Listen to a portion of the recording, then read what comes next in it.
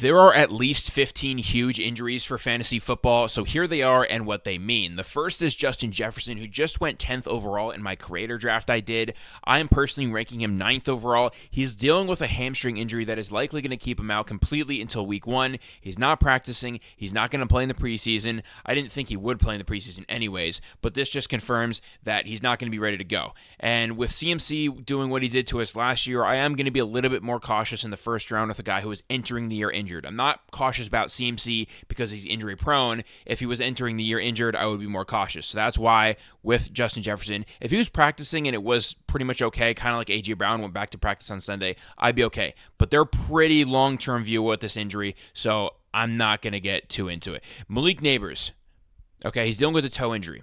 Now this one, he is practicing through. I do have him ranked 7th overall ahead of Justin Jefferson. It seems like something that's just pain management. It seems like something that he's going to be okay with. So I'm not looking like too crazily into this. I don't think it's going to hinder him most of the season. It seems like something that at the end of the year that might give him surgery for to fix, because I think they were hoping it would heal over this offseason, and it didn't really do that. It seems like it was something that was lingering from last year, but he hasn't missed any time from it. Practice here and there when he needs some extra rest, but I don't think he'll miss week 1 or anything like that. The third injury is extremely important. It's Taj Spears with a high ankle sprain. He's probably going to miss a couple weeks at least, or at least not be himself until probably week 8, halfway through the season. And Tony Pollard last year, in the 5 games that Spears missed, averaged over 25.6 touches per game. That would be carries plus targets. So Tony Pollard is a great option here on an ascending offense. I am targeting him in the 6th round more. I just drafted him there in my Creator League yesterday. Now, Quinshad Judkins probably did not get hurt in his fight with his girlfriend, but he's going to be missing time. He's at least going to be suspended. He's not signed by the Browns. That's the one key thing here. He is not signed by the Browns, so he could genuinely miss the whole year. He doesn't even have the playbook. He doesn't know how to do anything that they're doing, any of the concepts. And Dylan Sampson is a great running back. I think he's personally more talented than Judkins, so I think he's a guy that you need to be stashing in all formats. Now, Amari Hampton. Naji Harris is still basically blind, I guess. He's still walking around out there, not playing yet. And Rashawn Slater is out. So 2 things. Najee being hurt definitely helps Amari Hampton. It fast-tracks him to the starting role. We thought it would take him probably like 8 weeks to really beat out Najee. It might be quicker than that. We'll see what it's like when Najee comes back, but he has an opportunity to show what he's got. If he's good enough, they probably won't give Najee too much work. But Rashawn Slater missing the year, that's going to hurt. The Chargers O-line last year already was not a good run-blocking O-line. They want to run the ball, but they're just not great at it from an O-line perspective. Now they lose their best run blocker. That's going to be an issue. It's also going to be an issue for the offense overall. Slight dock to Ladd McConkey. Slight dock to Justin Herbert. Yeah. Then, Khil Shakir, a guy that I was already telling you guys not to be drafting. Now he gets a high ankle sprain. He already had one 20-point game last year. Only one. He had no upside to begin with. Now he gets a high ankle sprain. I'm not drafting this guy at all. He would have to fall to like the 11th round for me to take him. He was going in like the 75 to 85 range. You just have to pass on him there. With a high ankle sprain, like there's just no way, simply. That gives a slight boost, I would say, to Keon Coleman and I almost said Dalton Connect. Too much basketball here. Dalton Kincaid. But I wouldn't go over the top with any of the Bills pass catchers. Now, Brandon Ayuk and Jawan Jennings. Jawan Jennings has a calf injury.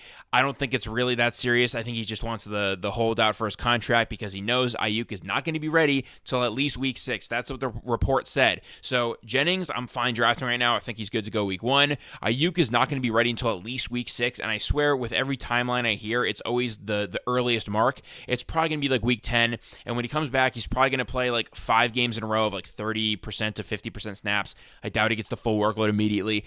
So I don't think he'll be very relevant until the fantasy football playoffs. So I'm kind of avoiding Ayuk at this point. I did draft a ton of him months ago when I thought that he would be ready-ish for week 1. Doesn't seem like that's going to be the case. Now, Chris Godwin, his ankle, if you guys have seen the pictures, looks completely busted. It's way bigger than the other one. He had multiple ligaments damaged. I believe he broke the ankle. It's not looking good. And I mentioned this in pretty much every video, but I've had a high ankle sprain. I'm coming off of it right now, and it really hinders you. Like, you can't do very much. You can't cut the same. So I'm drafting Emeka Buka. I'm drafting Mike Evans. I'm totally fine with that. Then Jaden Reed is seen in a walking boot. What does this mean for Matthew Golden? It means he's definitely in 2 wide receiver sets. They already didn't want to put Jaden Reed in 2 wide receiver sets. They never did it over the past 2 years. Very, very rarely. And this year, maybe they were going to with Christian Watson being hurt. No, definitely not at this point. It's going to be Matthew Golden's show. I'm definitely Golden over Reed now. Reed is a very frail player, so I don't want to deal with this type of injury heading into the season. And Golden's been balling out, so I'm all wheels up on Golden. Then Joe Mixon dealing with a foot/ankle kind of injury, and it's apparently a pretty pesky one. There's no update on it. This was like 3 weeks ago at this point that we heard about it. No update. It's not looking good. At first, I was like kind of taking him when he would fall a little bit in drafts. Now he's got to fall a lot in drafts to be taking him probably into like the 10th round to really do it. He'll probably be good from weeks 8 on, and if he does command the full workload, he'll be great as usual. But it's just like one of those things where the news is not good at all. And typically, when that happens, you're missing a good portion of the start of the season. So Nick Chubb, Woody Marks might get a bigger workload. Then Chris Olave injured his ankle. Doesn't appear to be too serious, but 3 of the Saints linemen are out for extended periods of time. The Saints could genuinely go 0-17, and I would not be surprised. It's going to be one of those things where Olave would be lucky to get like 6 touchdowns. He's probably going to end up with like 3 to 4. And maybe 1,000 yards because they're going to be sucking and passing a bunch, but the quarterbacks are terrible. If you guys have seen any of the preseason, they have no idea what's going on. So this offense, he would be lucky to have like the Zay Flowers season of last year, which is the wide receiver 36 in points per game. About 1,000 yards, 4 touchdowns. That's kind of the outcome you can ask for with Chris Olave, which isn't too bad in the 7th round, but I don't think his upside's ahead of that. Bucky Irving is fine. Don't worry. It's Tristan Worfs that's going to be out until probably about week 4, maybe up until week 8. He's been upgraded from 2 crutches to 1 crutch. He's only on 1 crutch now.